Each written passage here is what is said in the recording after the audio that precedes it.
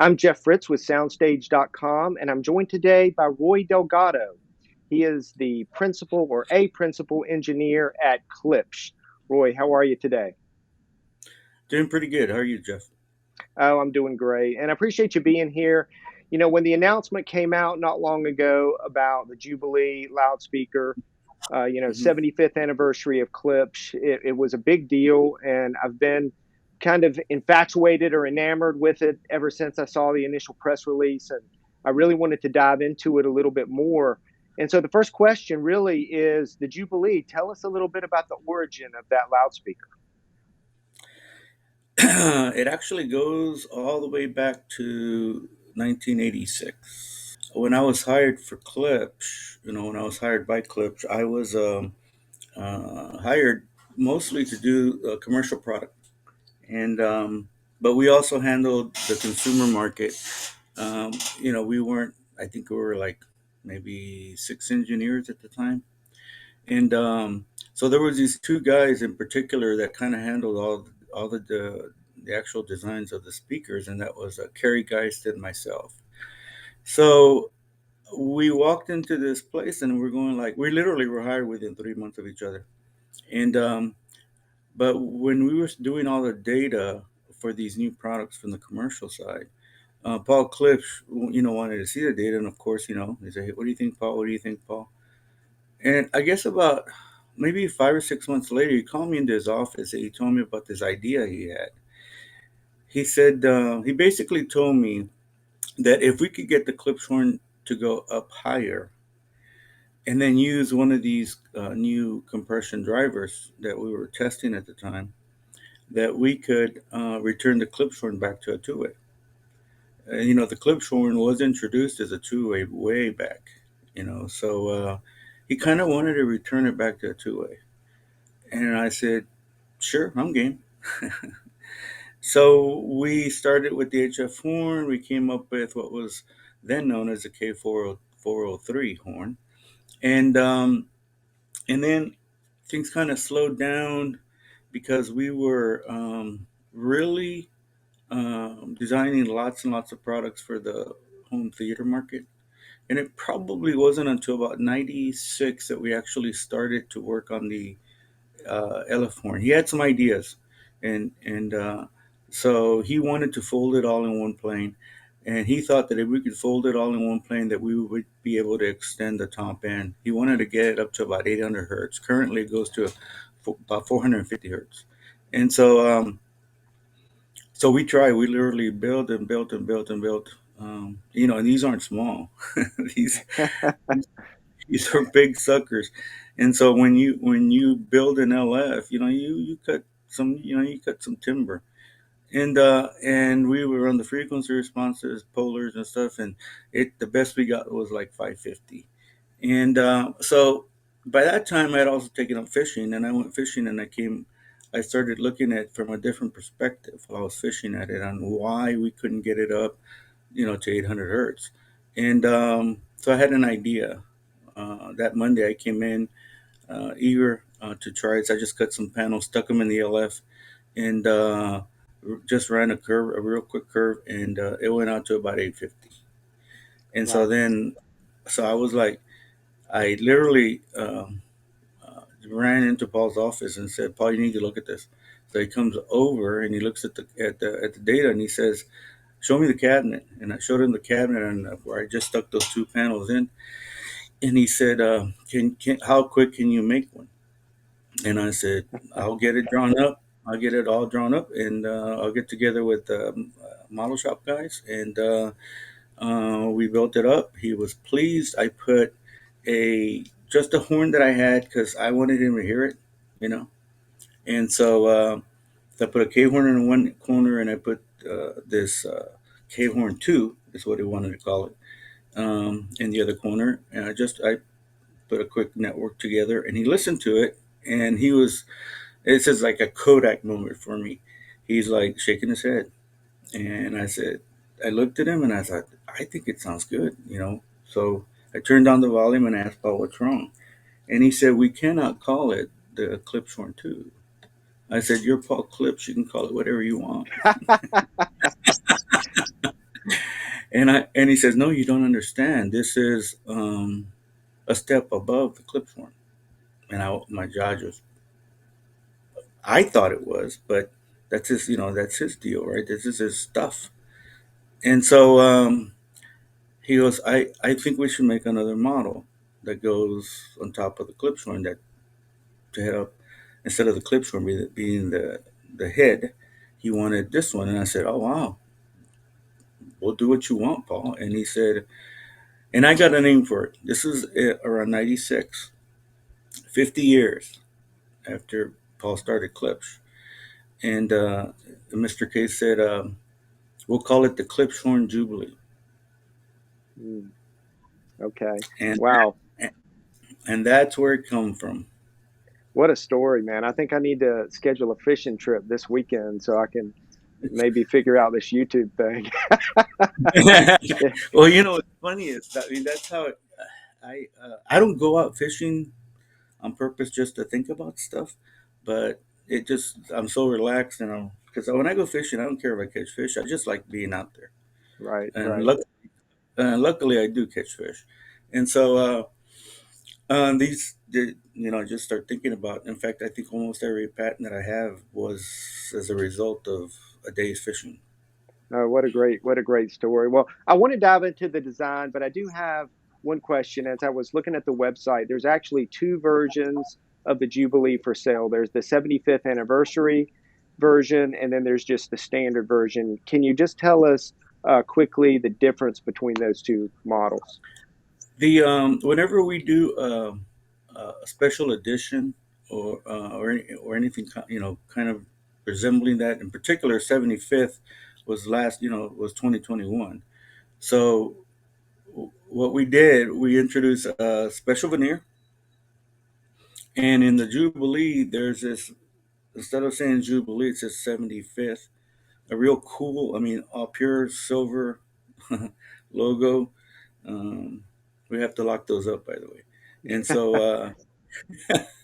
and it comes with a goodie box inside. You get like some leather coasters, and the case itself can be an album.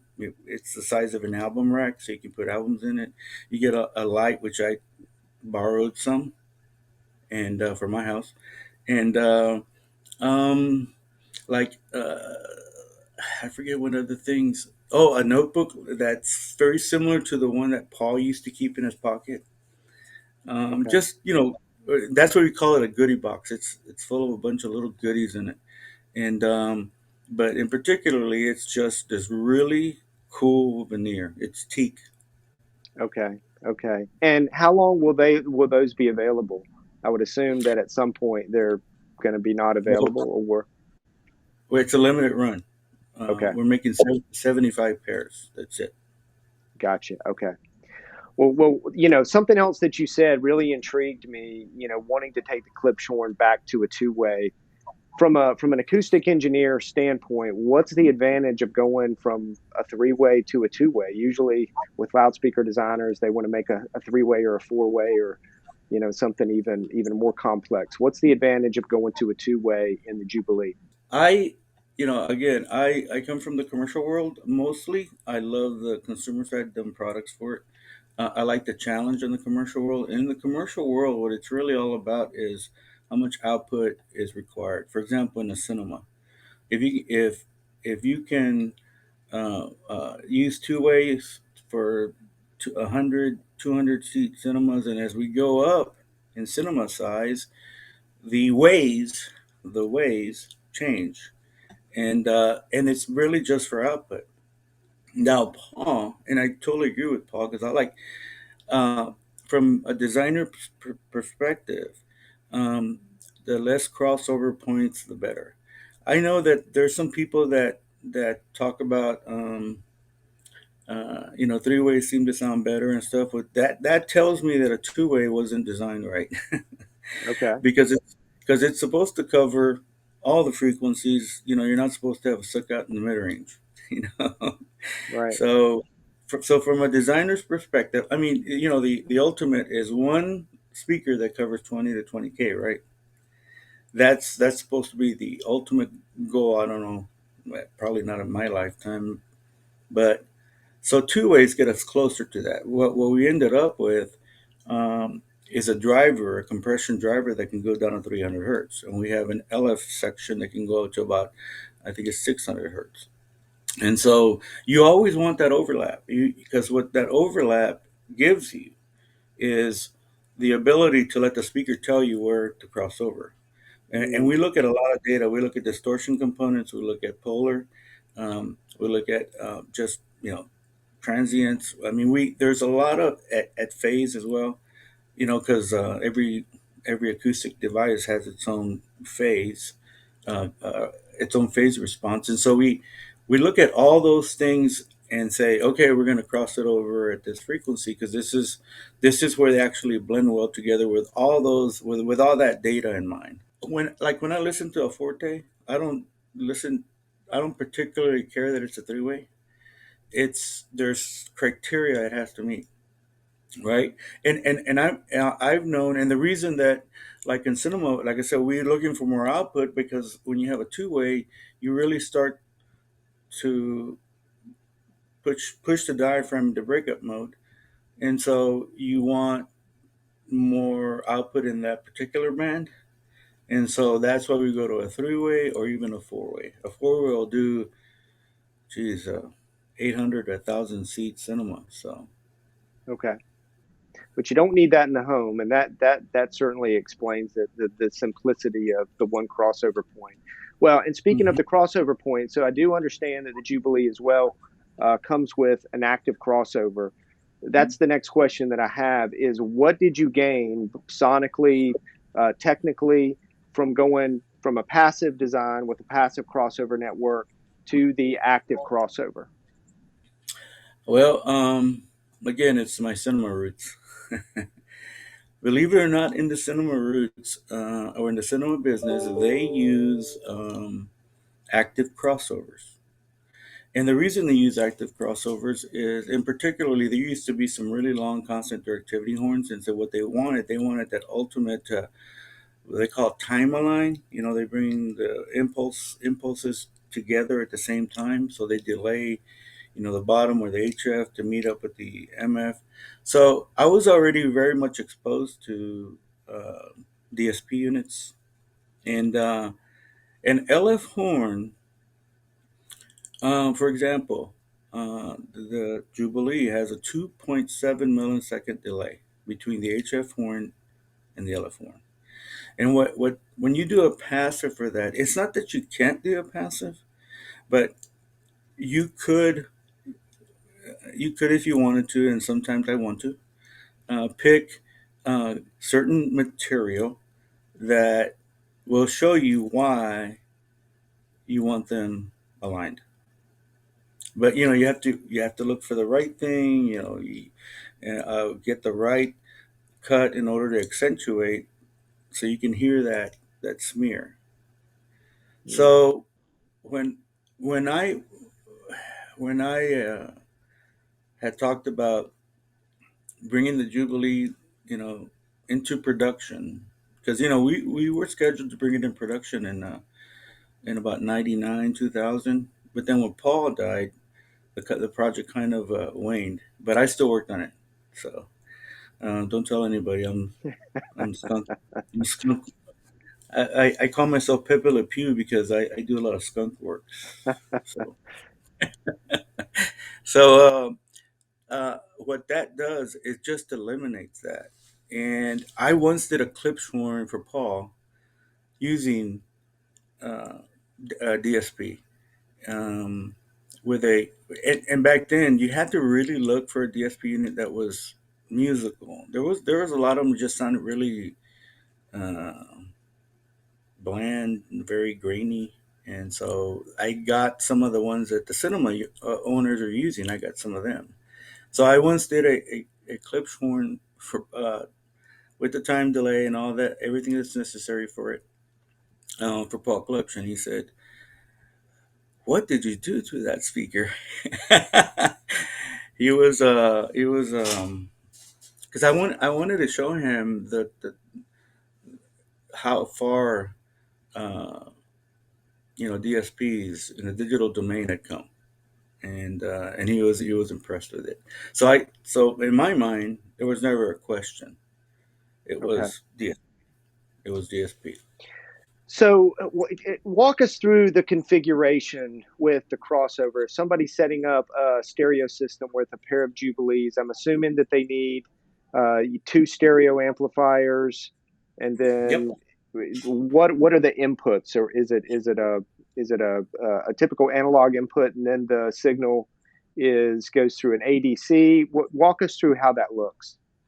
Yeah, I mean it's as far as the signal flow, it's your it is your typical your analog input goes into it's either you can use balanced or unbalanced. Um, we provide also gains in case you want to use solid state on the LF or tube on the HF. So the fronts all allow you to match for the gain structure. But typically, yeah, it goes to a high quality analog digital converter. I mean, there's this guy in Indy that basically he was the one that designed it, and I just get to do all the fun stuff. Haha. So uh, he um, he told me so what exactly we're looking for, and I said, dude, this is going to be like the top of the line. I don't want no skimping. And so Okay. he chose some pretty high quality chips and stuff, and how he laid out the board in order to get noise down. I mean, when you have a speaker that naturally, the LF, you don't get much hiss, but you might get some hum if you don't do it correctly. I mean, the LF naturally is already at about 105, 106, and the Wow. HF is naturally at about 109 already. You don't you want the DSP unit to be quiet, and that was really Now you're talking Spitz's about, just so everyone knows if they didn't pick that up, you're talking about just the natural sensitivity of the natural low frequency unit versus the high frequency unit, correct? correctamundo. Okay. And so, and since they were so sensitive, probably his name is Matt Spitznagel. We call him Spitz. That was probably Spitz's probably greatest challenge is to get the thing to be quiet because the natural sensitivities of these things are so high. And we just so he did a good job on that. So in other words, if you hear his, look at your amp, bro. It's not our unit. And looking at the front of the active crossover, the crossover points are not adjustable, but the relative gains of the high frequency versus the low frequency units are. So that would allow the owner to tailor the response just a little bit in the room, and also for the amplifier. Is that generally correct? That Yes, and it's yeah. I mean, I call it salt and pepper. Okay. What you want to be able to get everything right, and maybe in your situation, um, you're not getting as much base loading as you want, so you're able to pick it up. But in reality, it was really meant for gain structure. If you decide to use two different kinds of amps, then you can balance them by ear and tailor them to kind of your own taste. Okay. Okay. Well, Roy, I'll tell you, you've been a wealth of information, and the fact that you were involved with this project from so early on all the way to fruition, I don't think there's probably anything about the Jubilee that you don't know. So my last question for you is, what did Klipsch ultimately accomplish with the Jubilee? If you could kind of sum it up for me, what does that speaker mean? What does it do when you listen to it? What did you guys accomplish? Well, I think the first goal, because the original Jubilee that we worked on with Paul, and I ended up showing him some stuff that I was working on. For example, the horn loaded Bennett system, and he was very impressed with the results. But he said we're so far into production. Let's make it the Jubilee. We'll introduce it in the Jubilee too. Now this guy was like 96 years old and was planning for the Jubilee too. I'm going like, you rock, Paul. so so the new Jubilee basically has I wanted all the tech, all the tricks we know in the Jubilee. So it's got the horn loaded Bennett system, which we're patent pending on that. Paul and I worked on wide dispersion phasing plugs because typically even just a regular dome or direct radiator, when the wavelength gets smaller than the voice coil, it starts to beam. And that's typical of compression drivers as well. 2-inch exit starts to beam about 7K. And so we work so hard on our horns to keep constant coverage. And here comes a compression driver, just because of its geometry and phasing plug, starts to collapse it. So we figured out how to make wide dispersion phasing plugs. And we got far enough along so that we just put it on the shelf. Well, then I thought it's time to get it off the shelf, and because the Cornwall 4, the Heresy 4, and the Forte 4 have wide dispersion phasing plugs, and I was thinking, how can they have it and the Jubilee not? So we put the wide dispersion phasing plug on it. Also, that's patent pending. So, and then of course taking it DSP, and because it's just not about aligning the signal, it's also about aligning the phase. Mm. And so doing those two things in that little machine, it just it the results are outstanding. I So now we have a speaker that's minus 18 to 20K. People always ask me about, how does a Cornwall sound, how does a Forte sound, how does RF7 sound, and I say, they sound okay. And they think I'm being kind of like coy or whatever. The reality of it is, the reason I say that is because I've heard of Jubilee. Okay. That's become my new standard of that sonic experience. I'm going to figure out. I'm going to do the Johnny Cash thing, and I'm going to figure out how to get a pair to my house, one part at a time. Well, Roy, I really appreciate it. I think, after hearing everything about the Jubilee and what you guys and the engineers at Klipsch have done with it, if there was ever a sure thing classic product, right? You never know what's going to be a classic in high-end audio. I've thought, before that I've certain products come out and you're like, well, that's just amazing. That's going to be a classic. And then 10 years go by and it's just kind of faded out of memory. But if there's one product that is sure to become a classic in high-end audio, it has to be the Klipsch Jubilee. I can't imagine it not being. Well, I hope it is, because this is Paul's last design, and his designs turned out to last in production for a long time. Yeah, yeah, for sure, for sure. Well, Roy, thanks again, and I want to get out and hear a pair of Klipsch Jubilees, and Please. maybe I'll have to go fishing, and it'll come to me how I can go hear a pair pretty soon. So, Okay. so thanks Sounds good, again, Jeff. and we'll talk to you soon. Talk to you soon, Jeff.